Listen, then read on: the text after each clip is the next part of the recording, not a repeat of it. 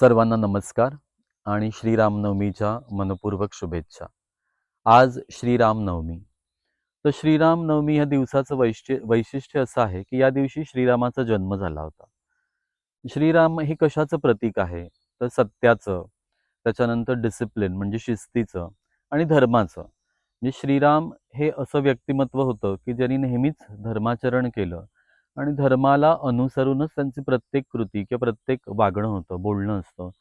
प्रत्येक नात्यामध्ये ते उत्तम पुत्र झाले, त्याच्यानंतर उत्तम पती झाले आणि उत्तम राजा झाले. तर हे त्यांचं वैशिष्ट्य आहे. तर ह्या वैशिष्ट्य हे त्यांच्या गुणवैशिष्ट्यांमुळे आपण श्रीराम नवमी हे त्याचं प्रतीक म्हणून साजरं केलं जातं. तर आपण सर्वसाधारणपणे बघितलं असेल तर सध्या समाजामध्ये किंवा जी राजकीय क्षेत्र आहेत किंवा कोणतंही क्षेत्र असू दे, तर त्या क्षेत्रामध्ये जर आपण या नैतिकतेने म्हणजे श्रीरामाचे हे जे काही रूल्स आहेत म्हणजे सत्य, त्याच्यानंतर शिस्त आणि धर्माला धरून प्रत्येक कृती करणं, तर त्याच्यामध्ये विजय मिळण्याची जी शक्यता आहे ती 100% असते. त्याला वेळ लागतो. म्हणजे आपण म्हणतो ना, की सत्याने वागून कुठे कोणाचं कल्याण होतं आणि जे असत्याने वागतायत त्यांचंच तर हल्ली उदं-उदं आहे किंवा त्यांचीच प्रगती खूप जलद गतीने होते, असं बरेच जण म्हणताना दिसतात. जसं श्रीराम एक अवतारी होते, विष्णूचा अवतार होते. तर त्यांना जर रावणाचा वध करायचा असता, तर त्यांना वेळ लागला नसता. त्यांनी एका क्षणात जाऊन संकल्प शक्तीने रावणाचा वध करू शकले असते ते. पण त्यांनी तसं का नाही केलं? कारण प्रत्येक गोष्टीचा एक काळ आहे, एक वेळ आहे.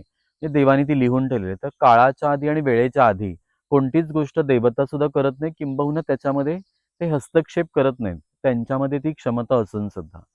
तर तसंच आपण जेव्हा विचार करतो, की सत्यवादी जी लोकं वागतायत किंवा जे प्रामाणिकपणे वागतायत, त्यांना सध्या प्रचंड म्हणजे हा प्रश्न मला अनेकांनी विचारला, की ते उलट जास्तीत जास्त संघर्ष, जास्तीत जास्त दुःखांना ते सामोरं चाललेत आणि जे असत्याच्या मार्गाने वागतात, जे चुकीच्या मार्गाने पैसे कमवतात, त्यांचे तर दिवस म्हणे चांगले चाललेले आहे. तर आपण एक गोष्ट लक्षात गेलं, की ईश्वराचं वचन आहे, की "धर्मो रक्षति रक्षितः." म्हणजे जो धर्माचं पालन करेल, धर्म त्याचं रक्षण करेल. आणि ह्याचा जो नियम आहे ना, की जर आपल्याला असं वाटतंय, की आता आपण अप्रामाणिकपणे किंवा असत्याने वागून सुद्धा कल्याण होईल, तर तसं नाही. प्रत्येक कर्माचं फळ हे आपल्याला भोगावं लागतं. तर श्रीरामनवमीच्या निमित्ताने आपण असा संकल्प करूया, की कोण असत्याने वागून त्यांना किती यश मिळतंय त्यापेक्षा मी श्रीरामांसारखं धर्माची कास कशी धरेन आणि ते कितीही संकट आली किंवा कितीही संघर्ष करावा लागला, तर मी धर्म सोडणार नाही. मी माझा प्रामाणिकपणा सोडणार नाही. मी माझी शिस्त सोडणार नाही. हा संकल्प आपण करूया. आणि हा ही संकल्पशक्ती आपल्यामध्ये निर्माण होण्यासाठी आजच्या दिवशी प्रत्येकाने किमान 108 वेळा किमान किमान 108 वेळा श्रीराम जय राम जय जय राम हा नामजप एका जागी बसून करायला पाहिजे. जर आपण घरी असू तर घरी बसून एक जागा आपण फिक्स करूया तिथे करू शकतो. जवळपास जर श्रीरामाचं मंदिर असेल तर तिथे जाऊन आपण हा मंत्रजप करू शकतो.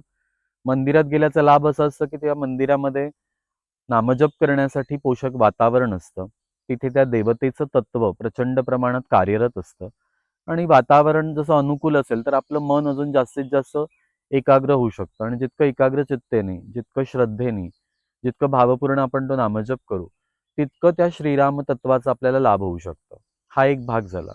दुसरा भाग म्हणजे आपण या दिवशी श्री रामरक्षा स्तोत्राचं पठण करू शकतो.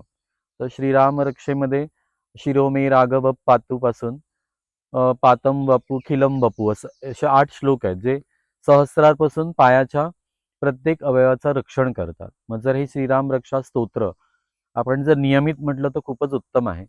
पण आज रामनवमीच्या दिवशी आपण याचा संकल्प करू शकतो, की आपण 3 वेळा, 7 वेळा किंवा 11 वेळा किंवा 21 वेळा तर जितकं आपण जास्त त्याचं पठण करू, तर त्या स्तोत्राच्या माध्यमातून आपण मॅक्सिमम श्रीरामाचं तत्व आपण ग्रहण करू शकतो. तर हा झाला सगळा आध्यात्मिक भाग. पण सायंटिफिकली एक महत्त्वाचा भाग असा आहे, की मार्च टू एप्रिल म्हणजे आपण आपलं ट्रान्झिशन आहे. संपूर्ण भारत देशाचं ट्रान्झिशन होतं. ते कसं? तर आपण हिवाळ्यातून उन्हाळ्यामध्ये प्रवेश करतो. म्हणजे आपली बॉडी त्या हीटला रेझिस्ट करण्यासाठी आपण तयार करत असतो. त्यामुळे आपल्या आहारामध्ये पण परिवर्तन होतं. जसं आपण विंटरमध्ये म्हणजे हिवाळ्यामध्ये जो आपण आहार घेतो, तर तोच आहार आपण उन्हाळ्यामध्ये घेत नाही. म्हणजे ऋतूचक्र जसं बदलत जातं, त्या ऋतूचक्राप्रमाणे आपल्या आहारातही पालट होतं आणि ते आपल्या भारतीय संस्कृतीचं वैशिष्ट्य आहे. जगाच्या पाठीवर आपण कुठेही गेलो तरी असं जे ऋतुमानापरत्वे आहारामध्ये पालट करणं हे फक्त भारतीय संस्कृतीमध्येच आहे. जे आपल्या ऋषीमुनींनी आपल्याला सांगून ठेवलेलं आहे आणि त्या आहाराचं आपण पालन केलं तर आपण शारीरिकदृष्ट्या पण सबळ राहतो, सक्षम राहतो आणि आपल्याला कोणतेही शारीरिक विकार होत नाही. दुसरं म्हणजे या ट्रान्झिशन पिरियडमध्ये आपलं साधना जी आपण करणार आहोत, श्रीरामाचा जप करणार आहोत किंवा रामरक्षा स्तोत्र पठण करणार आहोत, तर यांनी आपण मेंटली पण स्ट्रॉंग होतो, इमोशनली स्ट्रॉंग होतो आणि मेंटली आणि इमोशनली आपण स्ट्रॉंग झालो की स्थिरावलो, तर आपली जी निर्णय क्षमता आहे ती चांगली निर्माण होते, आत्मविश्वास वाढतो आणि जे काही निर्णय किंवा जे काही डिसिजन्स आपण घेतो, तर ते अचूक येतात. त्यामुळे या दृष्टीने शारीरिकदृष्ट्या पण आपण डेव्हलप होतो. मेंटली आपण साधना केल्यामुळे स्ट्रॉंग होतो आणि आध्यात्मिकदृष्ट्या त्या देवतेच्या चैतन्याचं आणि शक्तीचं कवच आपल्याभोवती निर्माण होतं. कारण जसं आपण म्हटलं, की श्रीरामाचे गुण कोणते आहेत? तर धर्माचरण करणं, सत्याने वागणं आणि नेहमी सत्याचंच आचरण करणं आणि त्यांच्या बाबतीत आपण गुणांची जर आपण मालिका सुरू केली, तर असंख्य गुण आहेत. म्हणजे प्रजेविषयी प्रचंड प्रमाणात प्रेम, आपुलकी, दया, करुणा, त्याच्यानंतर प्रजेचं अनिष्ट गोष्टींपासून रक्षण करणं, म्हणजे वेळेप्रसंगी ती क्षात्रवृत्ती अंगी बाणवणं, म्हणजे जिथे अन्याय आहे, त्या अन्यायाविरुद्ध लढणं. तर हे सगळे जे गुण आहेत ना, हे श्रीरामाचे सगळेच गुण आपण एके दिवशी जरी आपण आचरणात आणू नाही शकलो, तरी आपण ठरवू शकतो, की प्रत्येक महिन्याला मी एक गुण माझ्या अंगी आणणार. तर एक गुण काय? तर सत्य. मी नेहमी सत्याने वागणार. मी खोटं बोलणार नाही. त्याच्यानंतर आपल्यामध्ये काहीतरी एक दोष आहे. उदाहरणार्थ आपल्याला आळस आहे. तर आळसावर मात करणं आणि वेळेचं परिपूर्ण उपयोग करणं. स्वतः बऱ्याच जणांमध्ये नियोजन कौशल्य नसतं. कसं ऑर्गनाइज करायचं? तर ते ऑर्गनायझेशनल स्किल्स आपल्यामध्ये आणणं, ते डिसिप्लिन आपल्यामध्ये आणणं, असं प्रत्येक महिन्याला आपण एक-एक गुण जर ठरवलं आणि अंगीकारण्याचा प्रयत्न केला, तर आपल्यामध्येही ते श्रीरामाचे गुण निर्माण व्हायला वेळ लागणार नाही.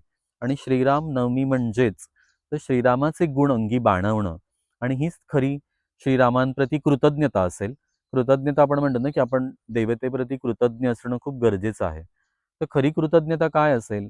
तर त्यांनी जे आचरण केलेलं आहे, त्यांच्यामध्ये जे गुण आहेत, ते आपण एक-एक करून स्वतःमध्ये अंगी बाणवणं, स्वतःमध्ये ते इम्बाईब करणं, इन्कल्केट करणं, हे म्हणजे त्या श्रीराम नवमीच्या दिवशी श्रीरामाप्रती व्यक्त केलेली खरी कृतज्ञता असेल.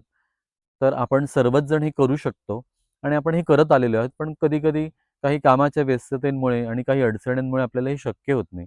पण आपण जर निश्चय केला आणि ध्येय ठरवलं, तर आपण निश्चितच हे साध्य करू शकतो. आणि त्या श्रीरामालाच आपण प्रार्थना करूया, की "हे श्रीरामा, तूच आम्हाला तुझे गुण अंगी बाणवण्यासाठी शक्ती, बुद्धी, प्रेरणा आणि बळ दे." आणि असं सांगून मी माझा विषय इथेच थांबवतो. आज आज जो काही विषय आपण श्रीरामनवमीबद्दल बोललो, याच्याबद्दल कोणाला काही प्रश्न असतील, तर यशस्वी आत्मा ह्या चॅनलला तुम्ही सबस्क्राईब करू शकता. या चॅनलमध्ये जो सजेशन बॉक्स आहे, त्या कमेंट्समध्ये तुम्ही तुमचे कमेंट्स टाकू शकता. तुम्हाला अजून काय अपेक्षित आहे, तर तेही तुम्ही अगदी मोकळेपणाने सांगू शकता. आज श्रीरामनवमीच्या निमित्ताने आपण आपल्याशी संवाद साधण्याची मला संधी मिळाली. त्याबद्दल मी आपल्या सर्वांचा मनःपूर्वक आभारी आहे आणि सर्वांना पुन्हा एकदा श्रीरामनवमीच्या मनःपूर्वक हार्दिक शुभेच्छा. नमस्कार.